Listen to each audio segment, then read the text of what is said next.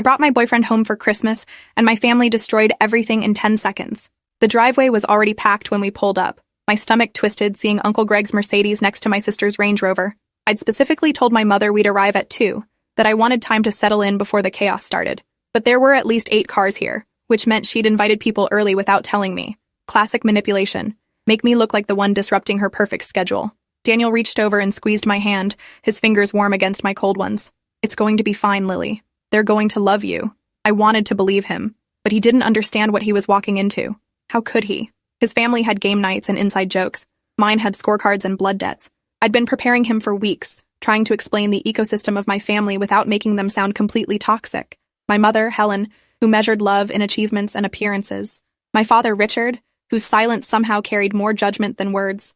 My older sister, Natalie, who'd spent 30 years perfecting the art of making me feel small. My younger brother, Derek, who'd learned early that staying neutral kept him safe. And then there were the extended relatives, each with their own agendas and alliances, all orbiting around the central sun of my mother's approval. Daniel had listened patiently, dismissing my concerns with optimism that felt increasingly naive the closer we got to the house. The front door opened before we reached it. My mother stood framed in the entrance, wearing a silk blouse and pearls at 2 in the afternoon. Her hair was freshly styled, her makeup flawless. She looked exactly like she always did, perfect and cold as porcelain. There you are. We were starting to wonder if you'd gotten lost.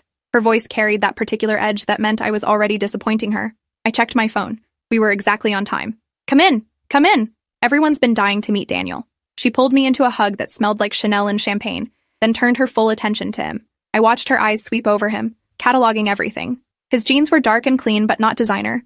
His sweater was nice but off-brand. His shoes were practical. I could see her making calculations behind her smile. Inside, the house looked like a magazine spread. My mother had outdone herself this year, with fresh garland wrapped around the staircase, a massive tree in the living room dripping with ornaments that matched the rest of the decor, and what looked like professional floral arrangements on every surface.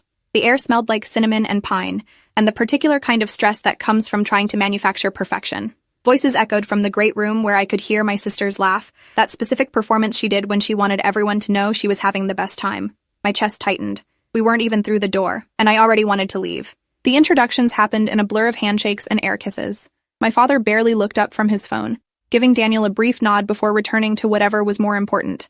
Natalie swept in wearing a dress that probably cost more than my monthly rent, her 2 perfectly behaved children trailing behind her like accessories. So this is the famous Daniel.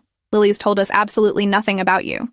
She laughed like this was charming instead of a pointed reminder that I didn't share things with them anymore. Her husband Kenneth appeared with drinks, playing the generous host in my parents' house, a power move I recognized immediately. Uncle Greg and Aunt Diane were there, along with my